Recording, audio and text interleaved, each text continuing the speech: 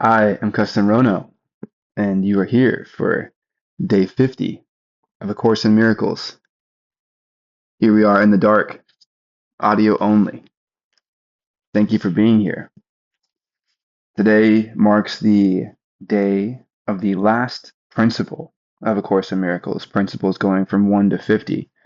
Lessons or exercises going from 1 to 365. This will complete our first rotation of principles, and tomorrow we will start again at day 1, working our way through over and over to review until the end of the year and wonder how these assimilate in our minds as we gather more and more ideas with more and more practice, more repetitions at seeing life differently, opening up to new ideas, to the light within, and what it is exactly that a miracle is, where it can be used, how it can be used, and when it is no longer necessary. Principle 50. The miracle compares what you have made with creation, accepting what is in accord with it as true, and rejecting what is out of accord as false. The miracle compares what you have made with creation, accepting what is in accord with it as true, and rejecting what is out of accord as false. Okay. So previously in A Course in Miracles, we've learned that God, the realm of knowledge, created the Holy Spirit, as well as you, the Son of God. And that's the Trinity that we refer to, Father, Son, and the Holy Spirit. That you, what you are, is a mind of God's. You are a spirit. And you have the ability as the spirit, it would seem, to perceive and to see. That perception is part of the gift. Sight is the part of the gift that you have, that I have. Whereas God, He is constant, the realm of knowledge. You are perfect, made in perfection as you are a son of God. How could that be if you do not see yourself as perfect in the physical? What is it about your consciousness and what happens to us after death that alludes to an idea that we have a spiritual aspect to our physical lives? If we cannot believe that we are creating everything around us from a physical lens, perhaps it is true that we are creating everything around us from a spiritual lens. If it's true that we must accept that we are holy, and that we find that challenging in a physical self, with all of the rules and horrors, upsets that we see in the world, how could it be true? Could it be true that the image of God in which you are created is your spiritual self, your mind, whatever it is that exists on that celestial plane, that has a divine connection to God and hears Him speaking at all times, that your thoughts are God's thoughts and God's thoughts are your thoughts? Perhaps from this lens, we could see how everything around us we have created, and everything around us is created in our holiness, that we have the ability to create as well, that we may have an ability to imagine. One clue for this is that everything in our minds and everything that we see physically, this book is suggesting, is in our imagination. Well, again, if we can knock on the floor in the room where we are, if we can knock on the wall or the desk, how are we supposed to accept that is in our imagination? And this, I think, helps us to accept that walking around when we say real life, what we mean is something that we can measure, we imagine. That concept gets more challenging the closer and closer and closer we look with microscopes, or depending on what ruler we are using. An inch is an inch, but a dollar, for example, buys less over time because more dollars are created over time. So it's not a great measurement tool as far as price mechanics work. Yet it is something that we are attempting to create and disconnect from the laws of nature, that there are some kind of laws of nature which appear to give us some guidance. There are a variety of ways of treating illnesses across a variety of cultures. And some of these are not deemed appropriate by different cultures. However, they all exist. And there are natural ways and lab created ways, for example, that we are actively creating using what we find in nature to control it. The fact that we are trying to control and outsmart nature sometimes feels incongruent with the reality that we are of nature. And some cultures are still able to see themselves as nature or even energy.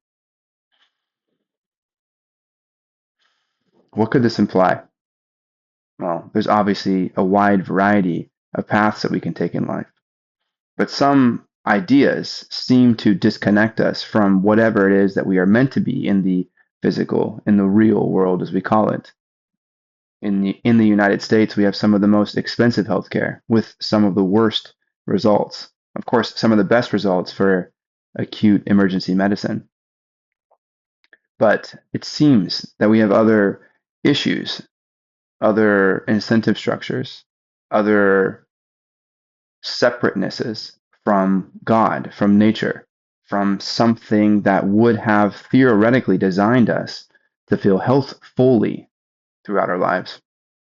Albeit all of these technological, advances that are allowing me to communicate with you right now are astonishing. But so is intuition. So is intuition. What is intuition?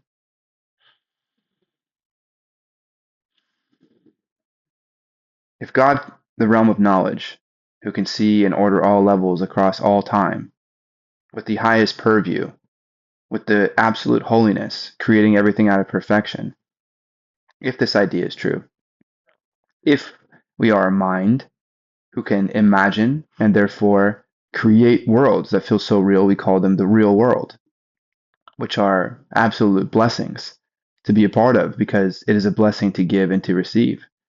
To create this ecosystem of an opportunity to notice ourselves and notice our neighbors and possibly wake up to ourselves, which allows us to wake up to an idea of God. That if this is true, we could accept that there's a ruler, like an actual measurement tool that God has created, which this book is telling us is the Holy Spirit, separating its job, separating what is true from what is illusion.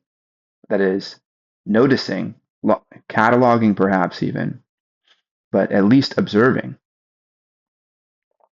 what is a perfect creation of God and what is an illusion that we are building in darkness, separate from our own light, separate from our spiritual selves, separate from God, coloring in this canvas of this imagination, still with the holiness of ourselves, but unaware that we are there,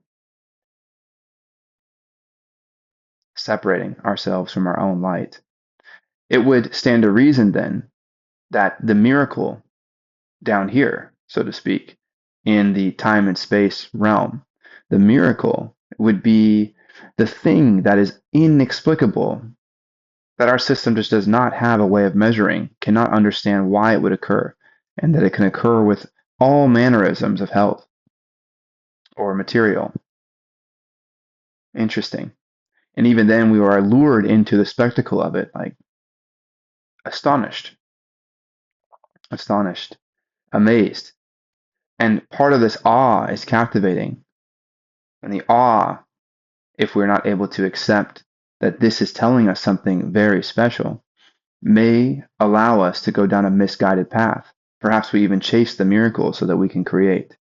And then we end up back in our illusions as aligned with our egos.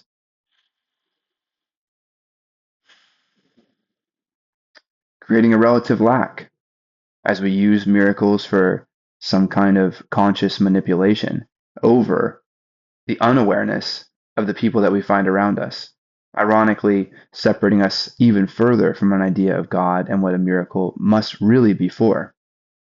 That a miracle must be for the same process that the Holy Spirit is, that true vision, true perception, a true perspective, really, is to be able to align ourselves with the tool that God created, the measuring tool for noticing what is true and what is an illusion.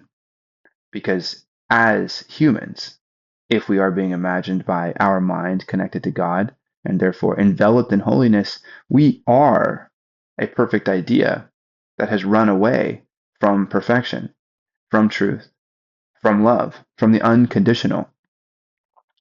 And that is one of the powers of creation that we have been imbued with. And it seems that we may do these things for ourselves, because if we can create a relative lack, well, we can fill it with love by feeling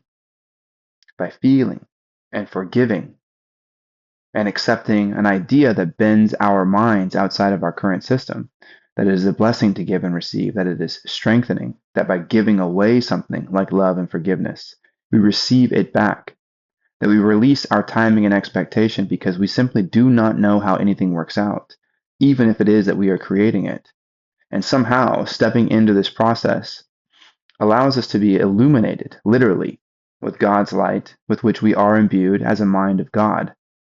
And as a mind of God, if we are creating what it is that we are experiencing, we too would be imbued with this light.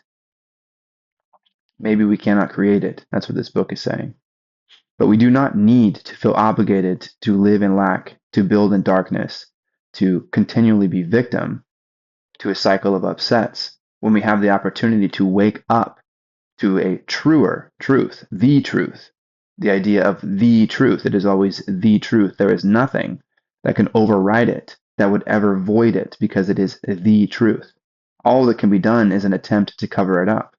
And as the truth remains wholly unchanged, unconditional, constant effort has to be applied to make sure that anyone else who also has the ability to simply wake up in their own minds, wake up to their own minds, in their bodies, I suppose, if we want to look at this time, space, physical realm as only the realm.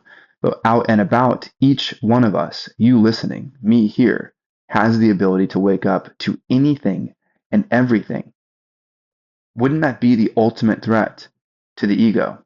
Wouldn't that be the ultimate threat to someone aligned with the ego, who is using their ego ideas, who is so intoxicated by it that they believe the power they are creating by relative control, the lack that they are creating in the world and ultimately, therefore, in themselves, that somehow this is in their best interest. And somehow, those of us who seem not to have that power, we believe that we are truly living in lack. Truly, that is not true. And what about someone who recognizes this and leverages it still? Wouldn't that be the opposite of perfection?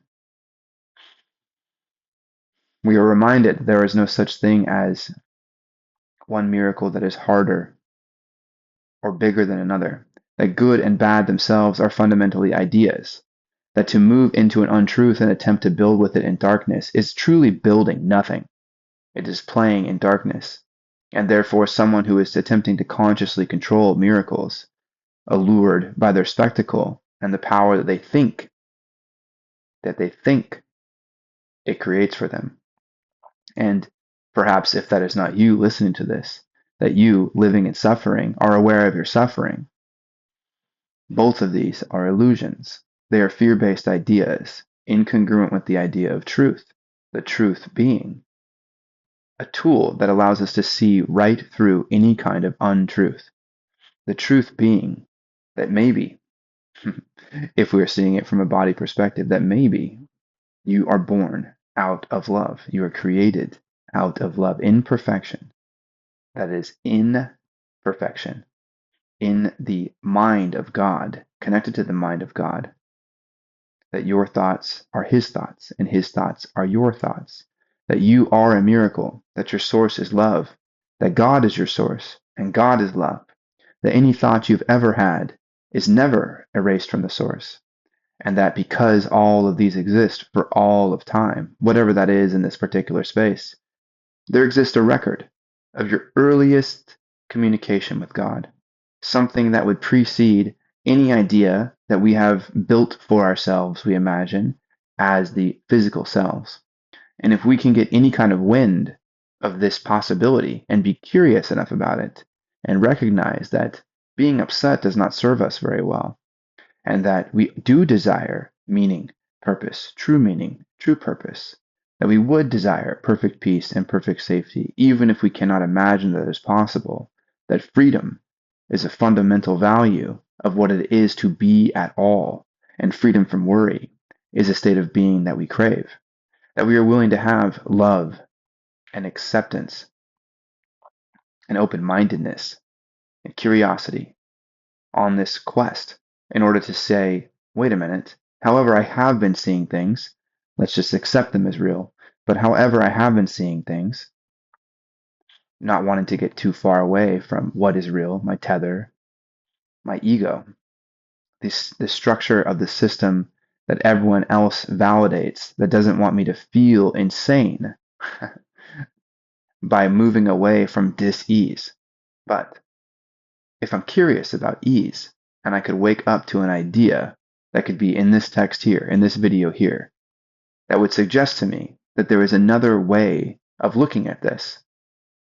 If it's possible that any one of us could wake up to anything at any time, present or unpresent, in our minds or what we imagine is in our field of vision, then anyone attempting to co-opt your mind and have you be unable to wake up to the truth would have to work so hard forever to cover up something that is simply constant. The miracle, therefore, as being suggested today, is to compare what you have made with creation, accepting what is in accord with it as true and rejecting what is out of accord as false. That the miracle is something akin to true vision, is something akin to the Holy Spirit, is the ability to wake up to a new way of seeing that allows us to align ourselves with the true measurement of whatever God has created. That the miracle is attempting to allow us to see what is true and what is false. There's an interesting line at the beginning of today's principle. The miracle compares what you have made with creation. This should be a clue in its own right. Humans create humans. We create art, we create technology, but we fundamentally do not believe we create what is in nature.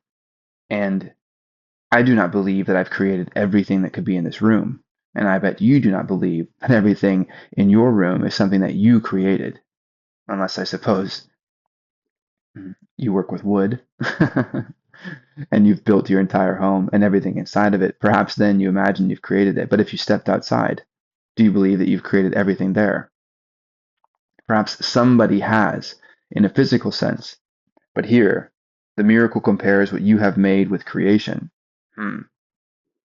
Perhaps this is meaning something more fundamental, the entire experience of what you are seeing.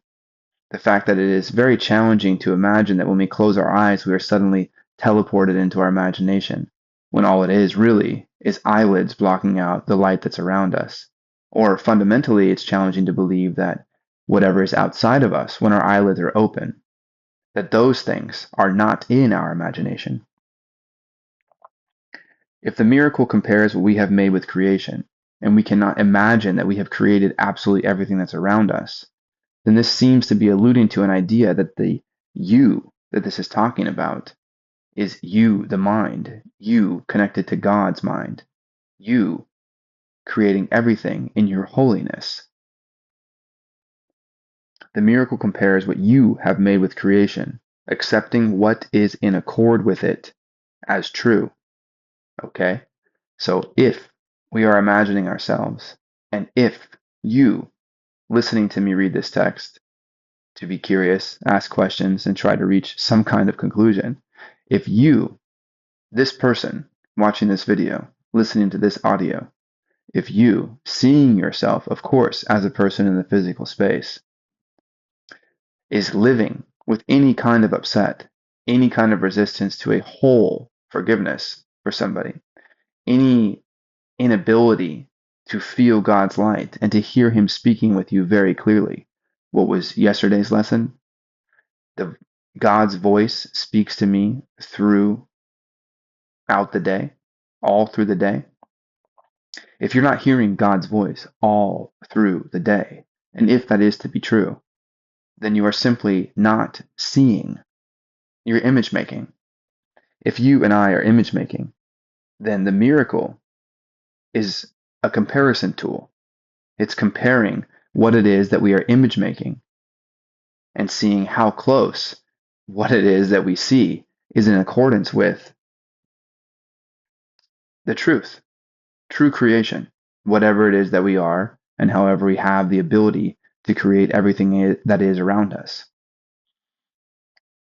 So, Principle 50, the miracle compares what you have made with creation, accepting what is in accord with it as true, and rejecting what is out of accord as false. The miracle is a tool for recognizing the truth, for feeling our upsets, to be able to see how we have been creating everything with illusions, that none of this is serving our best interest, and to let it go. And the tool for letting it go is forgiveness, not in part, but in whole. Forgiveness for each other and for ourselves. And the miracle then is the revealing of what was already there, the truth, that which required no energy. What is the truth? It's the unconditional love, wholly unchanged. Whatever God has created, whatever God is, whatever God has created includes you, your mind, and your connection to God and your imagination. We have the power to charge the things around us. We know this if we believe the sentiment that there are no neutral things, because there are no neutral thoughts. You are having thoughts that you are charging positive or negative, possibly on autopilot, based off of the experience that you have been having and the story that you have been telling yourself. Which means that you have the power to let those go. Which means that you have the power to feel perfect peace and perfect safety and freedom from worry. Because you are perfect. You are perfect. You are perfect in the eyes of God as His creation. And we are equipped with a tool to wake up to our very selves so we may see truly and we may align this vision with the Holy Spirit so we may accept what is true and simply see right through what is false, even if it means re-architecting our entire view of the world. The beautiful part is this will require no work.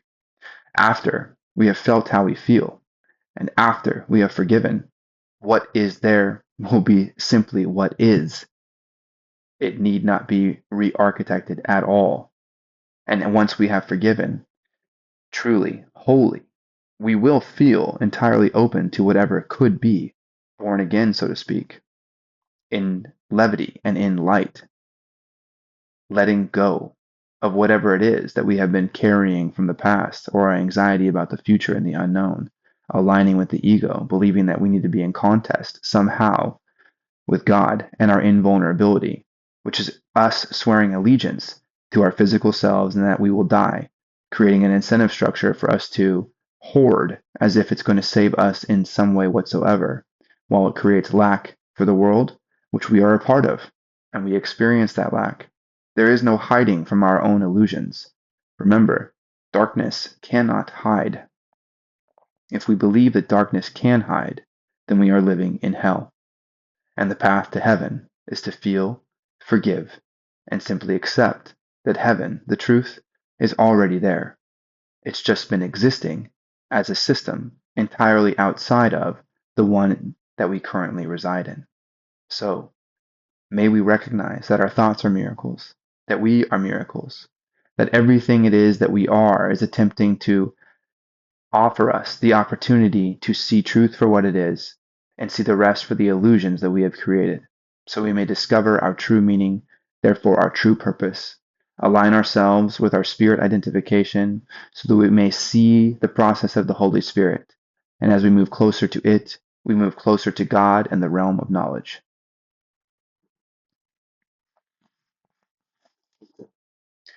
Lesson 50. I am sustained by the love of God. You are sustained by the love of God. Here is the answer to every problem that will confront you today and tomorrow and throughout all time. Let's repeat that. The answer to every problem that will confront you, every single one of them, today, tomorrow, and throughout time. That means every problem. The answer to every problem that will confront you is the idea that you are sustained by the love of God. Capital L, love. The love. I am sustained by the love of God. In this world, you believe that you are sustained by everything but God. Your faith is placed in the most trivial and insane symbols: pills, money, quote unquote protective clothing, influence, prestige, being liked, knowing the quote unquote right people, and an endless list of forms of nothingness that you endow with magical powers. Your nothingness, your illusions, you are giving them power. It is literally insane and trivial that we believe we are sustained by anything other than God. Do you really believe that God will not provide?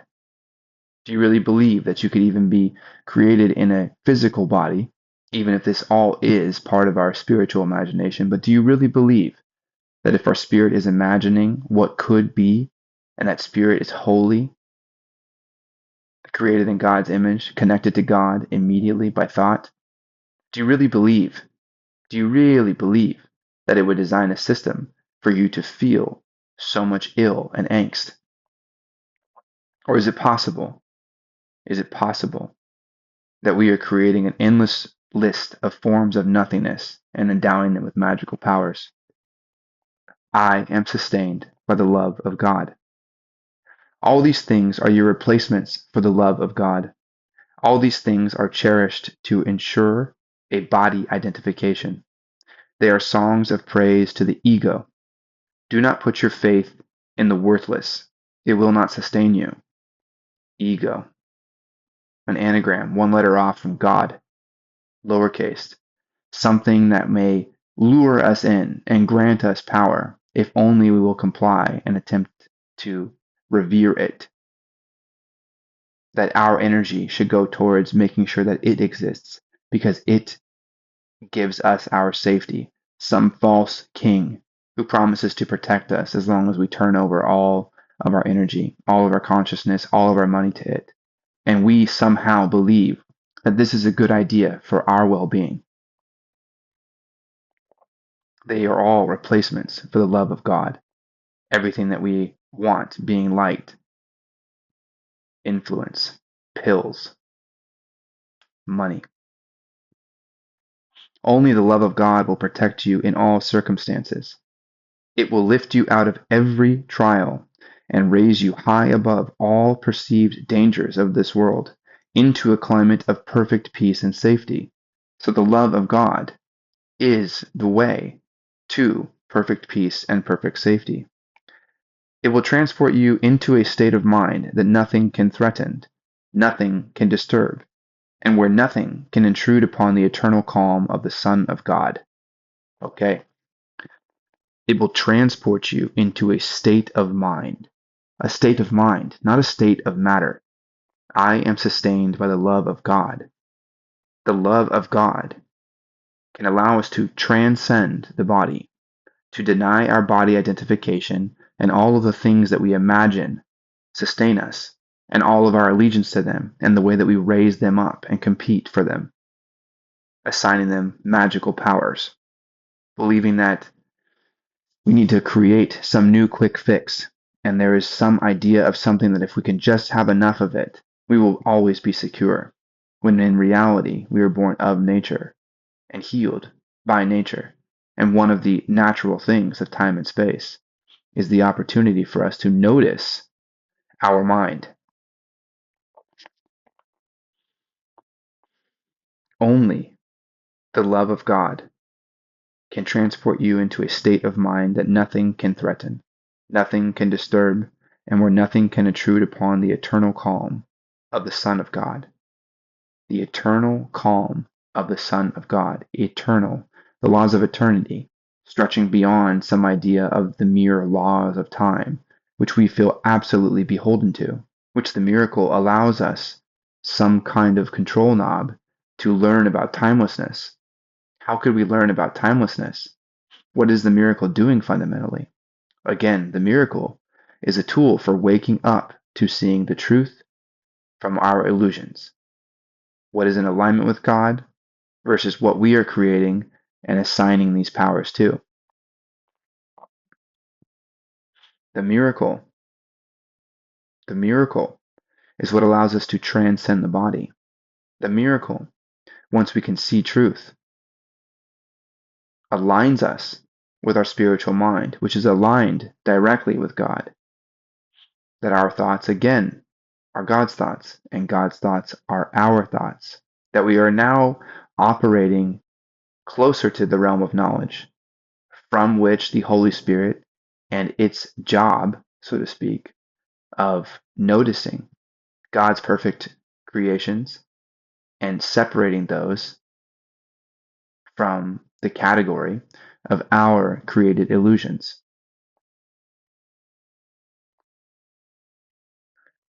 So, the love of God, which we can feel, as we feel and forgive.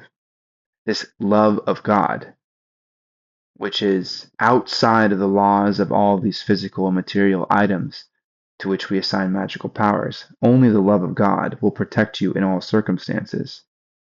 It will lift you out of every trial and raise you high above the perceived dangers of this world into a climate of perfect peace and perfect safety. It will transport you into a state of mind that nothing can threaten, nothing can disturb, and where nothing can intrude upon the eternal calm of the Son of God. That you, a Son of God, has access to eternity, and inside of eternity is calm and peace and safety. These ideas, perhaps from that lens, simply are, and down here, so to speak, if we are transcending, in the physical world of time and space, we are beholden to time. And many of us are bound to, beholden to, the illusions that we feel victim to by aligning with the ego in time and space, worrying about time at all. That as the Son of God in eternity, you are beyond the laws of time. That time is a relative idea with which we are able to wrestle down here. One could imagine that failing to beat the laws of time and suffering, whatever it is that we suffer, each individual, allows us an opportunity to be curious about, is there a different way of being? That hopelessness can lead us to nothingness, and nothingness can lead us to meaningfulness. Put not your faith in illusions, they will fail you. Put all your faith in the love of God within you, eternal, changeless, and forever unfailing. This is the answer to whatever confronts you today. Whatever confronts you today. And remember, the answer to every problem that will confront you today and tomorrow and throughout time is that you are sustained by the love of God. So, reading again here, put not your faith in illusions. Do not believe, this is saying, do not believe in the image making that you are doing on behalf of the ego, worried about death, and subject, therefore, to an endless cycle of attacks using fear as leverage. Put not your faith in illusions. They will fail you. Why will they fail you? It's impossible to build into meaning and love with illusions. Only true meaning and true love can be the building blocks for greater meaning and greater love. Illusions will fail you. Put all your faith in the love of God within you. The love of God is within you, this is saying. It's interesting that we would put our faith in external items as we see them, when we have ourselves, our own light the love of God that we are created with, and yet we stumble through the darkness, believing that there is something else that must have more meaning than whatever is inside of us, that we are fully equipped. Put all your faith in the love of God within you, eternal, changeless, and forever unfailing. Whoa, something beyond time, eternal, changeless, something absolutely unconditional and whole. Wow. And forever unfailing. The inability to ever fall short of anything ever, because you are created as a son of God in perfection, as you are a son of God. Why would God create anything that isn't perfect if God himself is perfect in the realm of knowledge, with the highest purview of all things? This is the answer to whatever confronts you today. Through the love of God within you, you can resolve all seeming difficulties without effort and ensure confidence. It's interesting that we have to say so many times within 50 days here how this should be done with ease, that there is no such thing as a miracle that's bigger or harder than another, that our confidence lies somewhere in our conviction and accepting that we have been creating meaning and rules for everything around us that feel impossible to comply with. Through the love of God within you, you can resolve all seeming difficulties without effort and ensure confidence. Tell yourself this often today. It is a declaration of release from the belief in idols. If your acknowledgement of the truth, it is your acknowledgement of the truth about yourself. Okay. So to tell ourselves that we are sustained by the love of God is our acknowledgement of the truth about ourselves, that we do not need idols, whatever they are, to feel full, to feel the love of God, that we can resolve all seeming difficulties without effort and ensure confidence. I am sustained by the love of God means that we have the answer within us. The love of God is within us. We cannot be destroyed, and we are invulnerable from a lens of the love of God.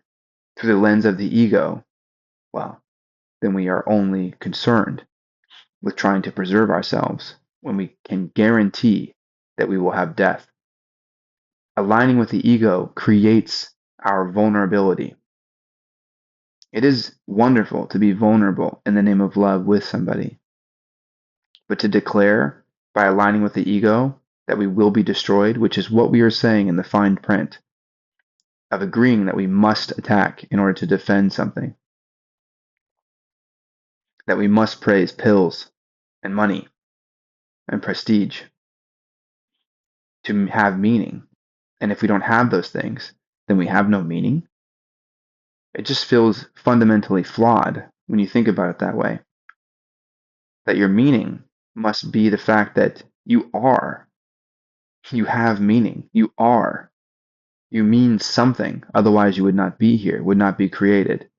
And if you mean something, and you find yourself that you are, and in your busy mindedness, you fail, like I have failed, to look inside myself and say, what is this? And what is really going on here? What is my experience about?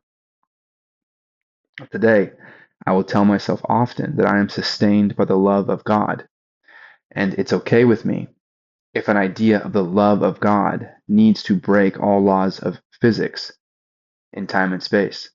That there is nothing dangerous about realizing that we can feel full, that we have permission to believe that we are in love. There's nothing dangerous about realizing that we have life beyond our physical selves. There's nothing dangerous about sitting quietly or looking around and being curious how it is that we've come to be, how it is that anything around us has come to be, and how it is that we feel we might have some connection to some ideas beyond our physical senses. What is our imagination and what is intuition? I am sustained by the love of God. Through the love of God within you, you can resolve all seeming difficulties without effort and ensure confidence. It is a declaration of release from belief in idols. It is your acknowledgement of the truth about yourself, that you are a son of God in eternal calm, where you cannot be disturbed or threatened, and that this is a state of mind, not a state of body. For 10 minutes, twice today, morning and evening, let the idea for today sink deep into your consciousness. Repeat it, think about it, let related thoughts come to help you reorganize its truth, and allow peace to flow over you like a blanket of protection and surety. Let no idle and foolish thoughts enter to disturb the holy mind of the Son of God. Such is the kingdom of heaven. Okay, the kingdom of heaven